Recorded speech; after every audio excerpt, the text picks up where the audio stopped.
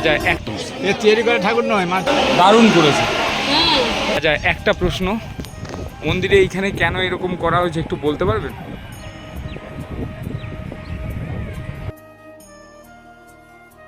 অশ্বদ্বার দিয়ে আমরা বেরিয়েছি, ঠিক আছে, সিংহদ্বার দিয়ে আমরা ঢুকেছি, প্রবেশ করেছি। পশ্চিমবঙ্গ ঐতিহাসিক মন্দির, ঐতিহাসিক মন্দির জয় জগন্নাথ। প্রভুর মন্দির, তর্ক বিতর্ক থাকতেই পারে।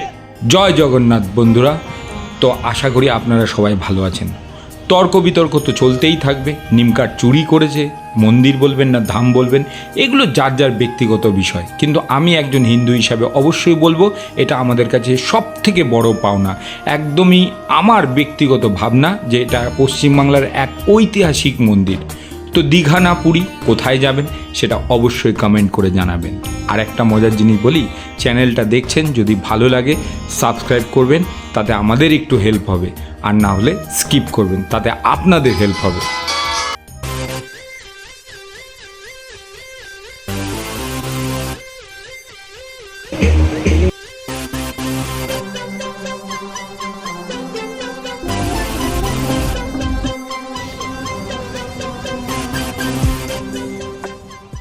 তো কি কি দেখতে পারবেন এই ভিডিওতে, প্রথমেই বলে দিই জগন্নাথ মন্দিরের ভেতর বাইরের এবং রাত্রের দর্শন। আর দ্বিতীয়ত থাকছে দুটো ভালো ভালো প্রপার্টির রিভিউ কম্প্যারিজন। এবং আমরা সত্যি বলতে এবার কিন্তু আইটিসি শেফ, একদমই ঠিক আইটিসি শেফের হাতে রান্না খেয়ে এসেছি। আর থার্ড থাকছে চন্দনেশ্বর মন্দিরের ইতিহাস।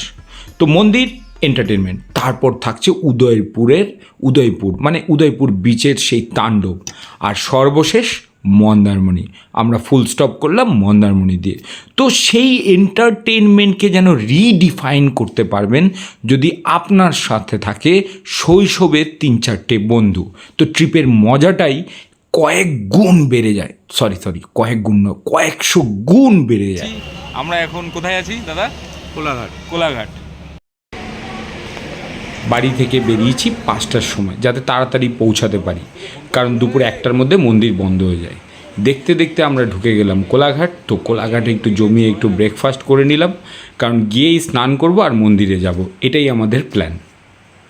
মাটির ভাঁড়ে চা খাওয়ার অনুভূতিটা সম্পূর্ণ আলাদা। তো আর দেরি করব না, আচ্ছা কমেন্ট করে কিন্তু জানাতে ভুলবেন না রেস্টুরেন্টের নাম কী ছিল। কোলাঘাটের one of the famous restaurant.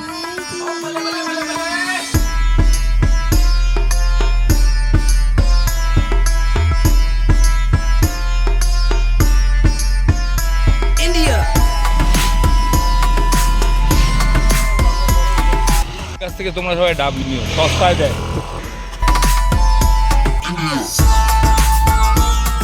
চিন্তা পার করলাম, দেরি হয়ে গেল। বেরিয়েছিলাম 5টার সময়, ভাবলাম যে সকাল সকাল পুজো দিয়ে দেবো, কিন্তু সেটা আর হলো না। এগুলো আলু পরোটা খাবে, ডাব খাবে, তারপর যাবে, এই করলে কি আর তাড়াতাড়ি পৌঁছানো যায়? তো এইটা হচ্ছে সেই দীঘার গেট, যে ছবি ছাড়লে মোটামুটি সবাই জেনে যাবে যে আমরা দীঘা চলে এসেছি।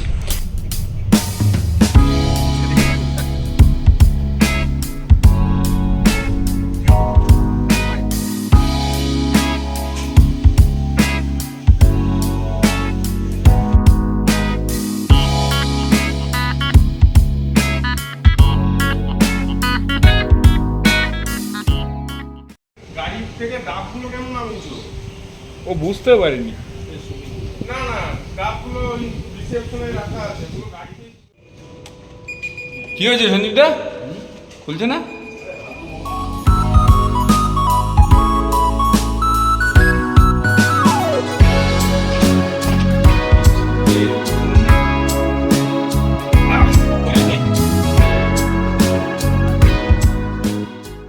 এখন ফটাফট যাব জগন্নাথ মন্দিরে, ঠিক আছে? জগন্নাথ মন্দিরে দর্শন করে তারপর বাকি শোনার কোনো কাজ নেই। এখন বাজে হচ্ছে গিয়ে 11টা বাজে।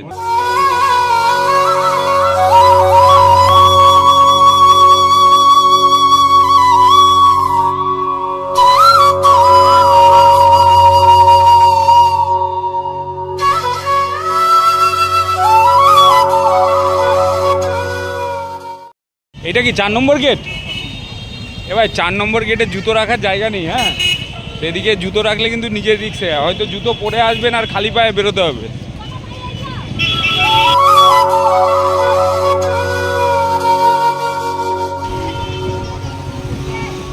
গেলাম জগন্নাথ মন্দিরে।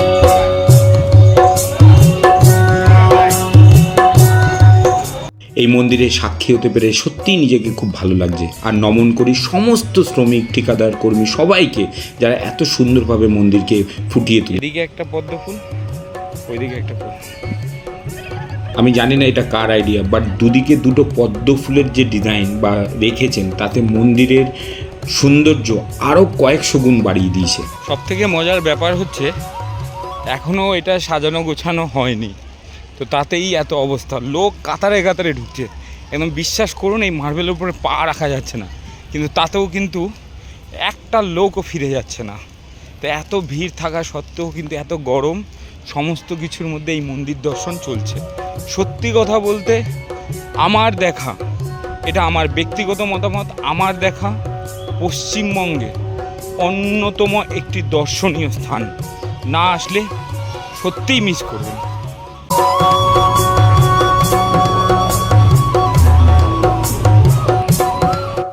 এদিকে তিনটে, আবার এদিকেও তিনটে, আর এদিকে গড় করা আছে যজ্ঞের জন্য।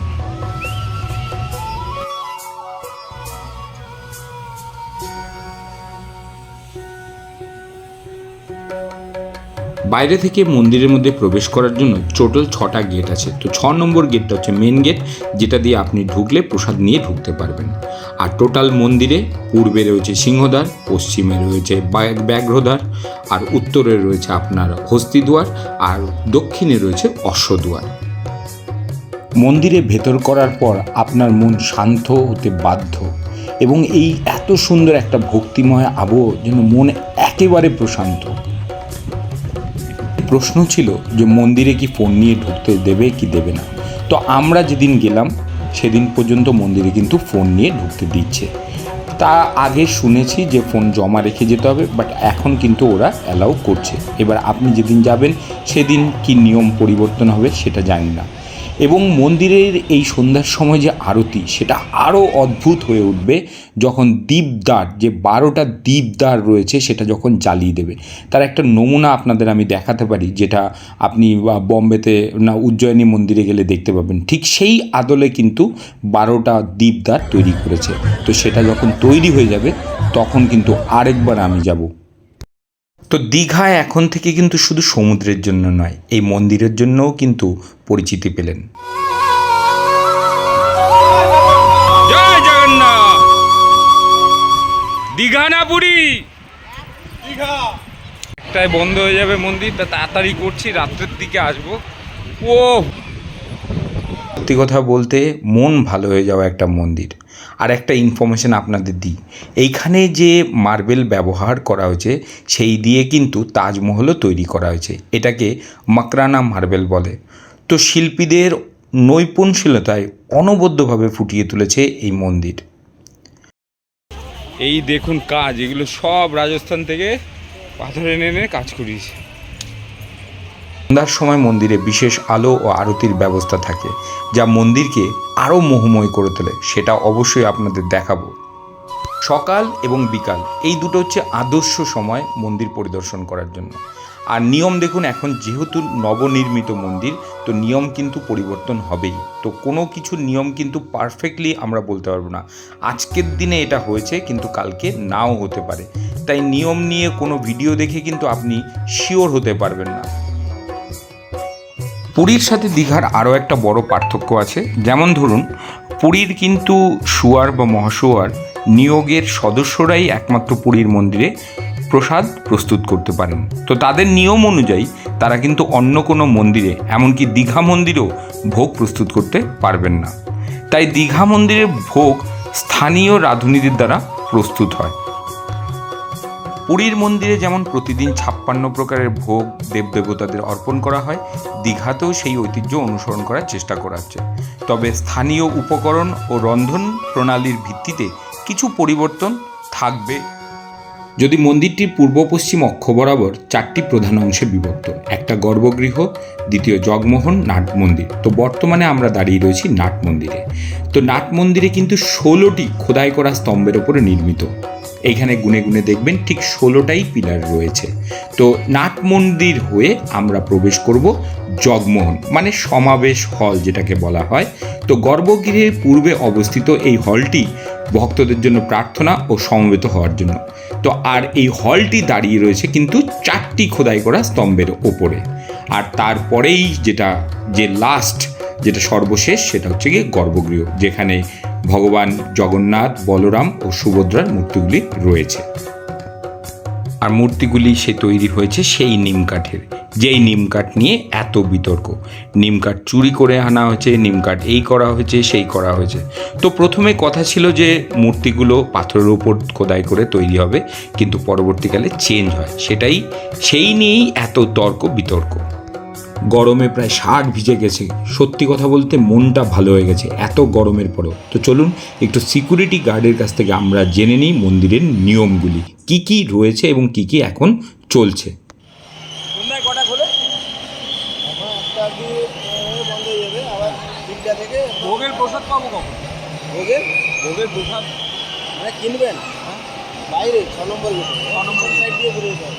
আচ্ছা, আবার সন্ধ্যাবেলা কটায় খুলবে? সন্ধ্যাবেলা না, এই তো 3টা থেকে একদম চলবে। 3টে থেকে চলবে, এই টানা মানে রাত 9টা পর্যন্ত। 8টা 9টা, লোক থাকলে একটুক্ষণ থাকবে।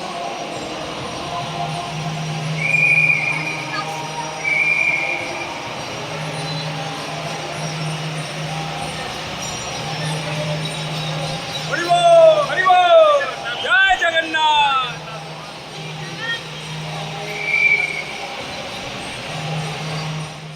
কোথা থেকে এসছেন? কাছি পিঠে? কাঁথি থেকে? কেমন করেছে? আর যাবেন পুরী? এইখানে সামনে হ্যাঁ? পুরি হয়েছে। তাহলে দীঘায় হ্যাঁ, পুরী আর না। এইটাই পুরি হয়ে গেল। এইটাই পুরি হয়ে গেল। এইটাই পুরি হয়ে গেল।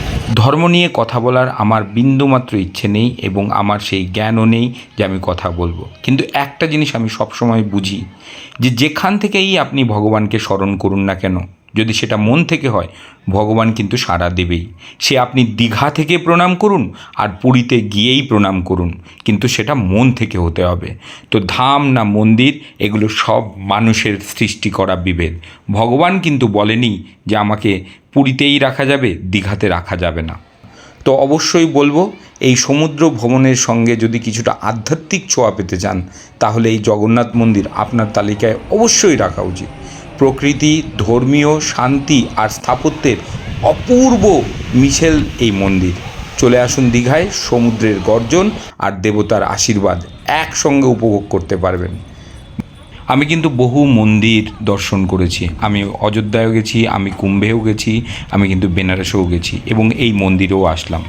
তো অবশ্যই প্রশংসা প্রাপ্য আমাদের মাননীয় মুখ্যমন্ত্রীর। এটা কিন্তু জাস্ট উদযাপনের পরের পরিবেশ, তো এটা আরও সময় দিলে কোথায় যাবে আইডিয়া। এদিকটা এখনও কাজ চলছে, বলছে এখানে 1200-র মতো লোক থাকার ব্যবস্থা করা হচ্ছে। আর এদিকটা হচ্ছে কি যজ্ঞ হচ্ছে, আর ওই সোজা দেখতে পাচ্ছেন ওটা হচ্ছে ডালা। যারা পুজো দিতে চান তারা ওখান থেকে আসতে পারবেন প্রসাদ নিয়ে। তো ওখান থেকে প্রসাদ পাওয়া যাচ্ছে, ডালা অর্কেড বলে জায়গাটা আছে। তো পেছনে 3টে প্রদীপ, 3টে 6টা, টোটাল 12টা এখানে প্রদীপ রয়েছে, ঠিক আছে। আর এই হচ্ছে কি আরেকবার দেখে নিন। তো এখন বেরিয়ে যাব, সন্ধ্যাবেলা আবার আসবো, তো রাত্রের ভিউ আপনাদের সামনে তুলে ধরবো। আচ্ছা, একটা প্রশ্ন, মন্দিরের এইখানে কেন এরকম করা হয়েছে একটু বলতে পারবেন? ঘেমে অস্থির আর পায়ের তলায় মনে হচ্ছে ফোসকা পড়ে যাচ্ছে। এখন আর কোনো কথা নয়, জাস্ট রুমে যাব, একটু রিল্যাক্স হবো, তারপর সুইমিং পুলে ঝাঁপ, তারপরে রাত্রে আসবো মন্দির দর্শনে। Keep going, going.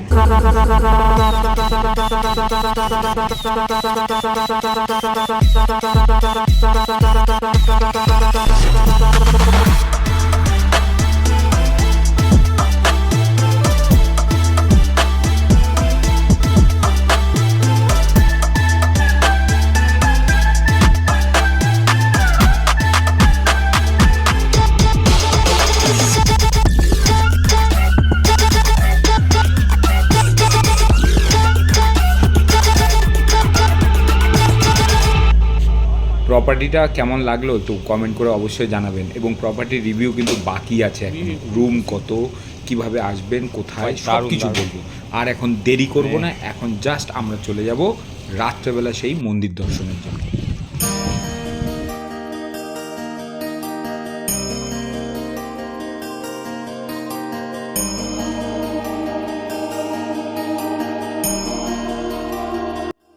মনে হচ্ছে যেন রাত্রেবেলা দুর্গাপুজোর প্যান্ডেল দেখতে বেরিয়েছি। সত্যি কথা বলতে অদ্ভুত।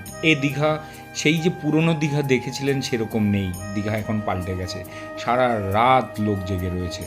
তো অবশ্যই এখনই চলে আসুন এই রকম একটা সুন্দর পরিবেশকে তাড়িয়ে তাড়িয়ে উপভোগ করার জন্য।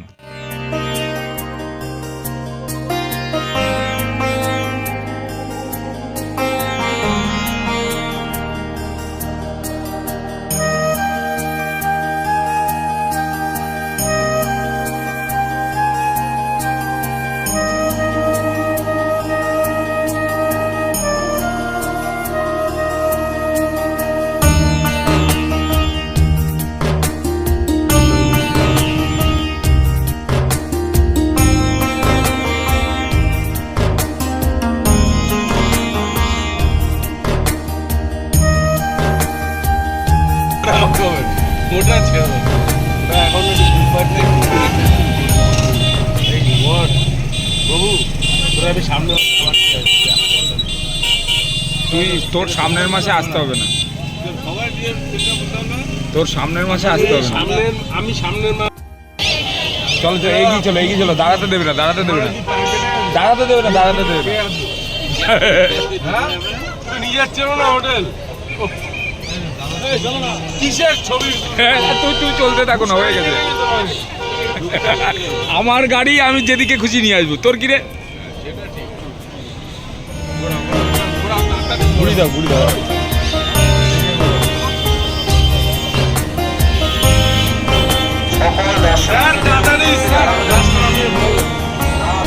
ঘোরাচ্ছে ভাই, ঘোরাচ্ছে। এখানে সব টোটো টোটো টোটো।